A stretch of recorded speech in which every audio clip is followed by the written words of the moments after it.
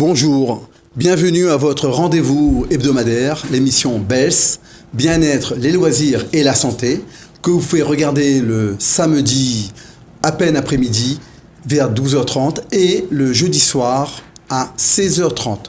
Voilà, pour cette émission, aujourd'hui, nous allons parler du jeûne. Du jeûne avec des invités bien évidemment qualifiés, qui sont spécialistes dans leurs religions respectives, dans leurs pratiques respectives.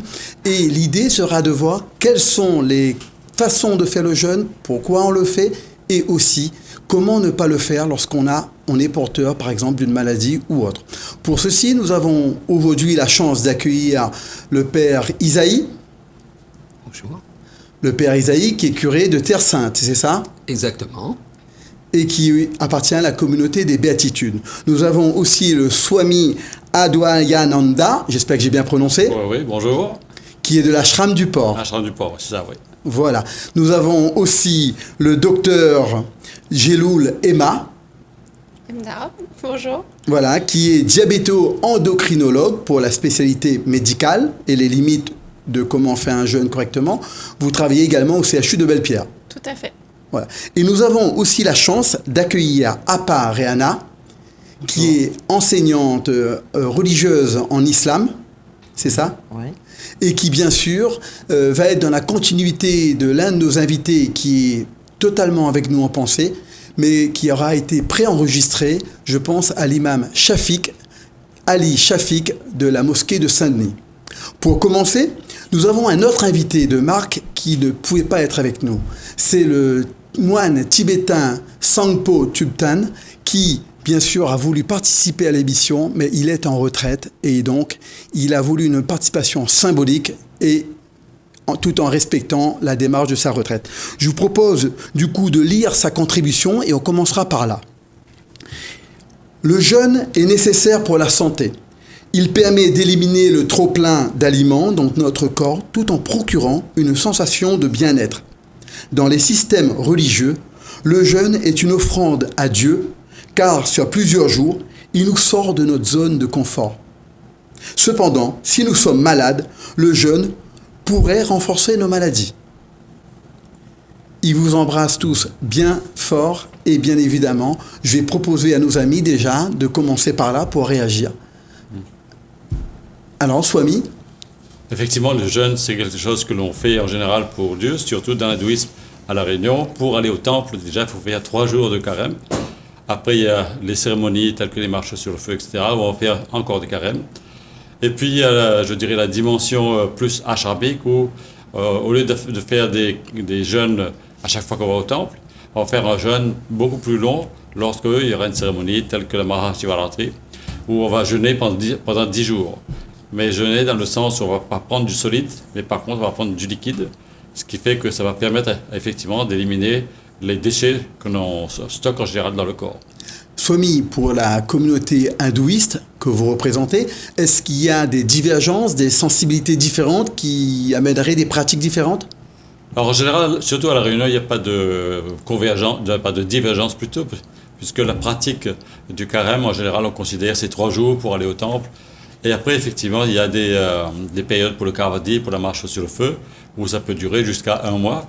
Mais ce qu'on appelle le jeûne, à ce moment-là, c'est juste passer d'un régime carnivore à un régime végétarien.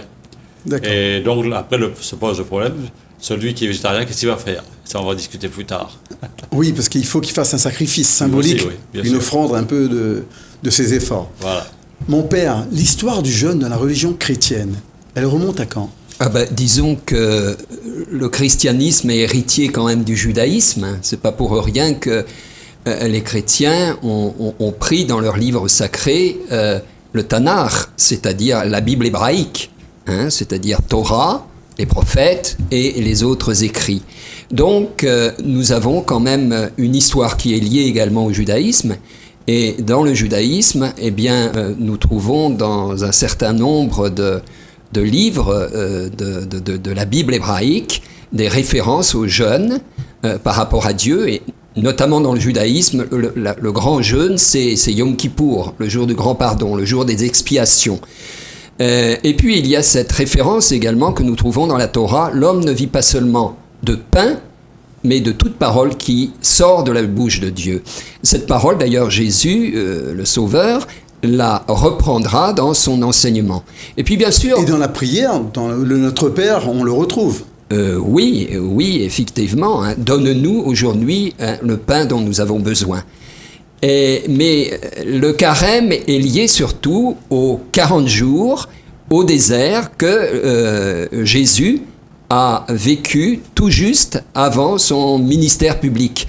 C'est-à-dire après son baptême au Jourdain par Jean-Baptiste, il est poussé par l'Esprit pour aller jeûner pendant 40 jours au désert et se préparer à sa mission. Et donc pour les chrétiens, la référence première, bien sûr, c'est le jeûne de Jésus au désert. Avec cet arrière-fond juif, bien sûr, du jeûne, hein, mais je dirais le jeûne d'aliments n'est qu'un aspect du carême. On aura l'occasion d'en reparler. Justement, là, nous sommes pas loin de la période de Pâques, et c'est ce qui précède juste Pâques. Les non-chrétiens connaissent un peu des pratiques qui sont associées à ce jeûne, par exemple le Mardi Gras. Alors, c'est vrai que, il y a beaucoup de choses, surtout venant d'Occident, qui ont été un petit peu, je ne veux pas dire dénaturées, mais quand même un petit peu, qui sont devenues de plus en plus profanes, alors qu'à l'origine, il y avait quelque chose de profondément religieux, notamment où le Mardi Gras, c'était le dernier jour avant l'entrée en carême, le mercredi des cendres, où l'on abandonnait un petit peu tout ce qui était produits gras, nourriture. On vide les placards, d'où les fameuses crêpes. On se fait un peu gourmand pour ensuite rentrer dans une période, je dirais, de récession alimentaire. Oui, c'est vrai. Ça me faisait penser un petit peu dans le judaïsme, tout juste avant une certaine fête, où on éliminait tous les aliments à base de ferments, justement, pour Pessah, c'est-à-dire la Pâque juive, que nos amis juifs fêtent d'ailleurs aujourd'hui.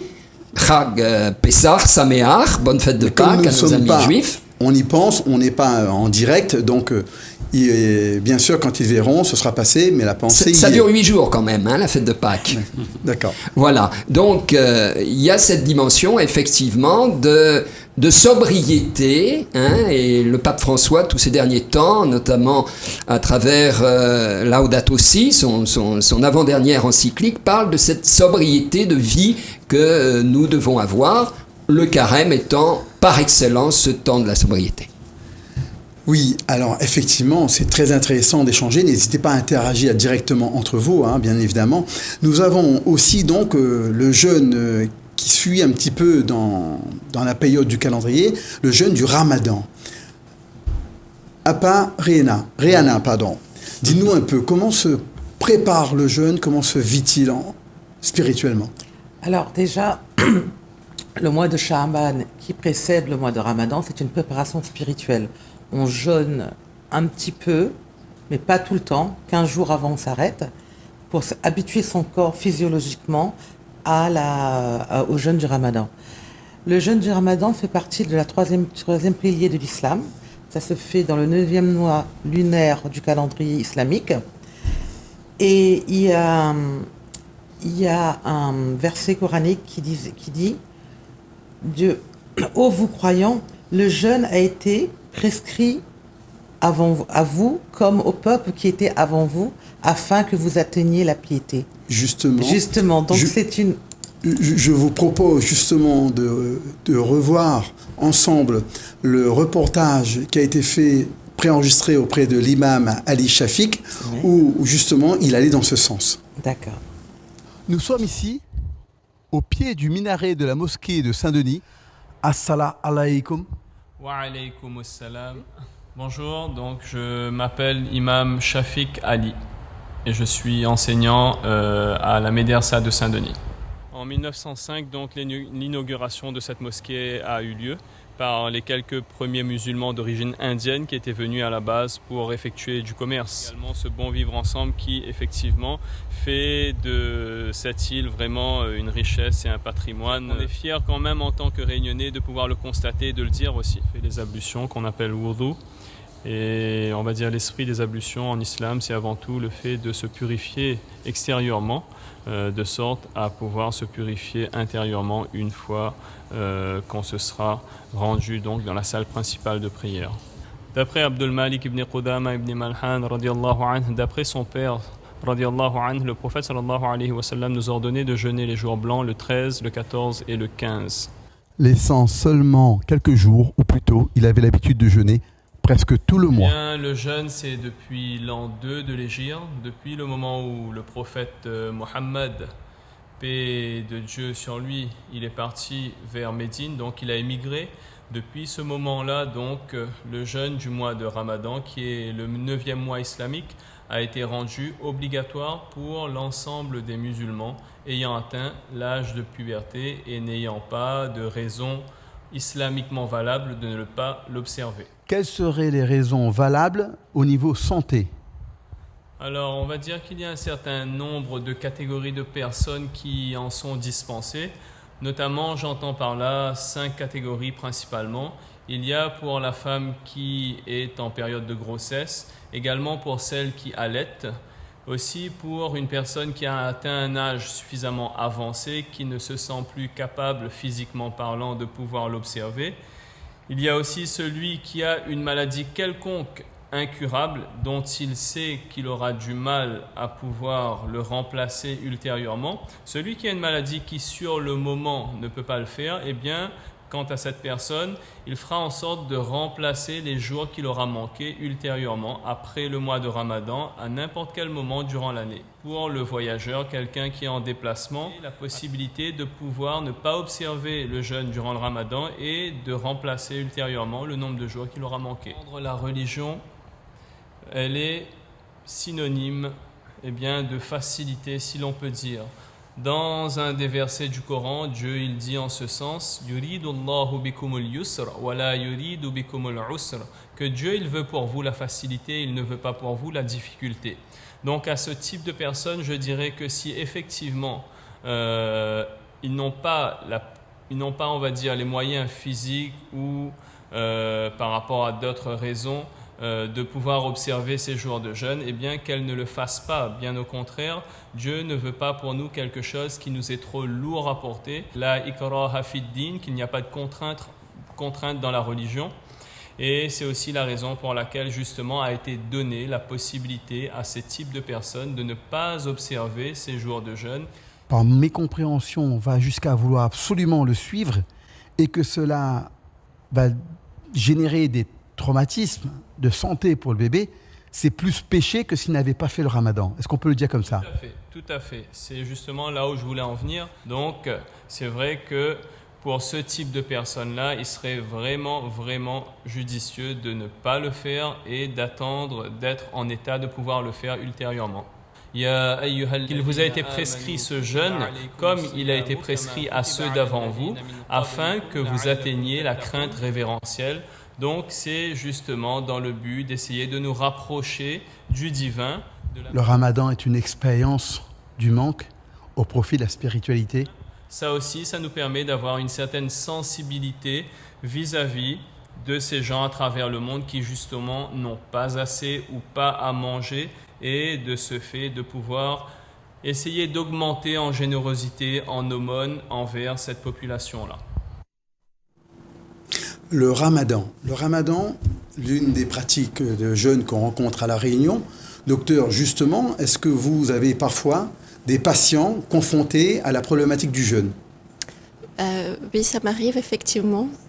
Et dans la plupart des cas, je leur conseille de ne pas jeûner. Mais je respecte leur choix individuel de jeûner, d'autant plus que je ne veux pas rompre l'alliance thérapeutique que je peux créer avec eux. De toute façon, dans les statistiques, on sait que 60% des diabétiques de type 2 et 40% des diabétiques de type 1 font quand même le jeûne, bien qu'on leur conseille de ne pas le faire. Donc dans ce cas-là, ce que je préfère, c'est vraiment avoir un bon dialogue avec eux et des conseils individualisés pour qu'ils mènent leur jeûne à bien.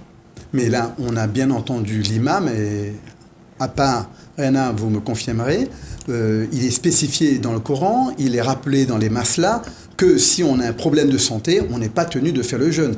Voire même, C'est pécher de mettre en danger un bébé qu'on attend, c'est exposer sa santé, peut-être même développer par exemple un diabète gestatif lorsqu'on ferait le jeûne de façon dramatique pendant une grossesse avancée. Alors, comme le médecin disait et comme mon confrère imam disait, Dieu il a prescrit le jeûne, comme il a prescrit au peuple avant nous, mais Dieu il est miséricorde, donc dans toute chose, dans toute action, il y a de la modération. On ne peut pas faire une action religieuse qui soit néfaste à nous. Vous comprenez? Si c'est pour atteindre la piété, le jeûne, c'est une relation entre Dieu et la personne.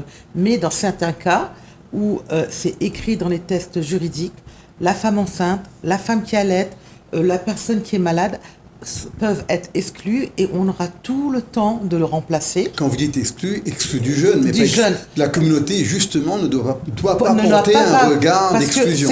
Il faut que la communauté comprenne que Dieu il a dit que le jeûne c'est une action invisible, c'est une action entre le croyant et Dieu. Et ça sera à moi de récompenser.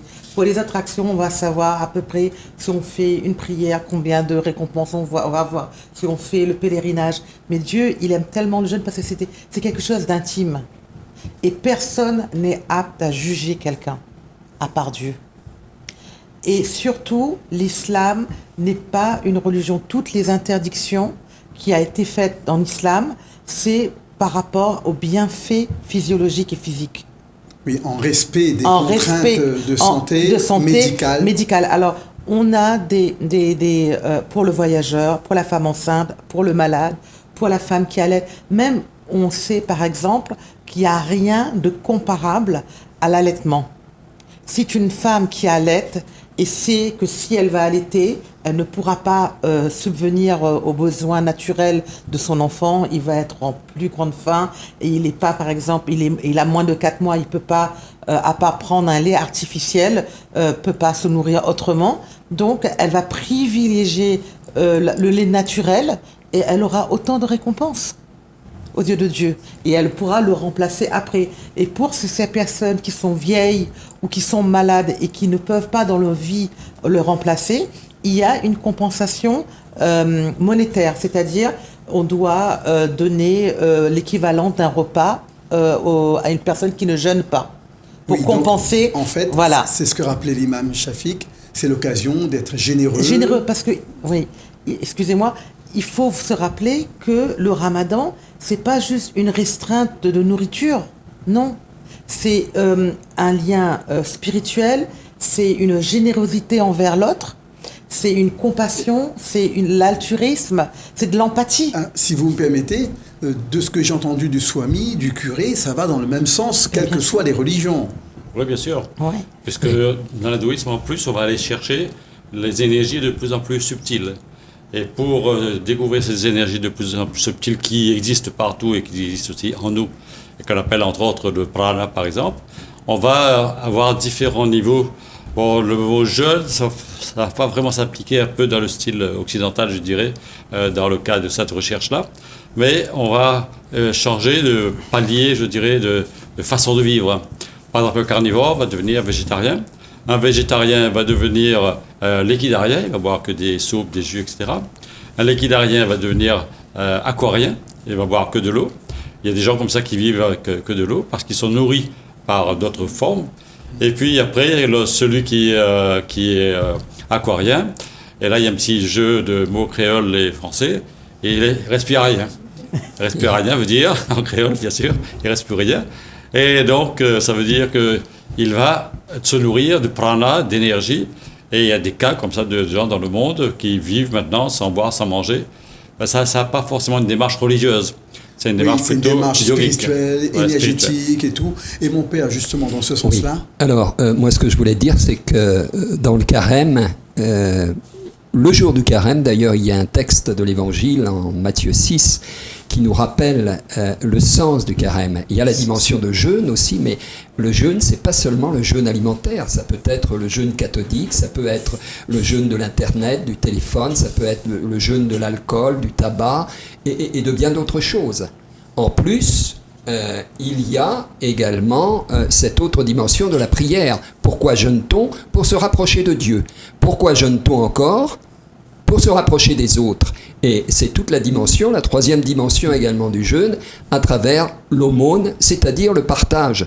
Et généralement, dans les familles ou dans les paroisses, il y a toujours un effort de carême, du type, par exemple, bol de riz, où le prix justement de ce bol de riz que l'on prend, plutôt que d'un carré riche, etc., eh bien, va être versé, je ne sais pas moi, au hasard, pour les chrétiens d'Orient, ou bien pour les pauvres de Madagascar, le Secours catholique ou d'autres institutions. Cela rejoint un peu la démarche que nous expliquait notre voisine, absolument. Ariana. Absolument, c'est pas, je dirais... Et puis, il faut dire ce qu'il y a également de jeûne en soi, proprement dit. Dans la tradition latine et occidentale, il y a véritablement de jours de jeûne que 2 jours, à savoir le mercredi des cendres, qui ouvre le temps de la quarantaine de jours du carême, et puis le vendredi saint, où nous faisons mémoire de la mort sur la croix du Seigneur Jésus. Alors, les autres jours, sauf le dimanche, bien sûr, sont beaucoup plus, dans la tradition latine, des jours d'abstinence. C'est-à-dire, on va se priver de certaines choses, on va se priver de viande, effectivement, ici à La Réunion, il y a des familles qui, pendant tout le temps du carême, alors ça c'est à leur initiative, mais ne vont pas manger de viande. Mais il n'y a pas d'obligation dans l'Église par rapport, je dirais, à des lois alimentaires. Merci mon père pour ces éclairages, merci à chacun. Docteur, j'ai entendu dans votre intervention tout à l'heure que justement, votre alliance thérapeutique vous a mené à intégrer cet engagement, malgré la science, malgré votre statut de médecin, qui ne sera pas forcément entendu, ou en tout cas pas suivi, même s'ils le comprennent, par les gens qui jeûnent. Ça peut occasionner quoi, dans les grandes lignes? Effectivement, donc il faut d'abord considérer qu'il n'y a pas un type de diabète, il y a plusieurs types de diabète et on a une espèce de classification de risque. Donc on dit qu'il y a des patients à très haut risque, à haut risque, à moyen risque, à bas risque. Et plus on va vers les patients à haut risque, plus le fait de jeûner va occasionner des effets secondaires potentiels aussi divers que des hypoglycémies sévères, des malaises, de la déshydratation. Ce qui est très grave aussi, c'est l'acidocétose diabétique qui peut mener au coma et à l'hospitalisation dans les services de réanimation. On aura l'occasion justement de développer ces aspects dans la deuxième partie de l'émission, parce qu'effectivement, passionné par votre métier, vous allez parfois aborder des thématiques et des terminologies qu'on va essayer de vulgariser ici. En tout cas, ce que l'on note, c'est que le jeûne est une démarche qui est individuelle finalement, qu'elle est en relation avec ses croyances qui peuvent côtoyer d'autres croyances à La Réunion avec une très grande tolérance, et apprendre à comprendre le jeûne de quelqu'un d'autre, le jeûne d'une autre pratique, c'est aussi faire un bout de chemin pour le comprendre lui, et le comprendre c'est apprendre à l'aimer, ce qui est commun à toutes nos religions. En tout cas, on se retrouve juste après la pause pour la deuxième partie qui parlera de l'aspect spécifiquement alimentaire. En attendant, je vous rappelle qu'on peut nous retrouver sur notre chaîne YouTube régulièrement ou nous retrouver aussi sur Facebook. À tout à l'heure.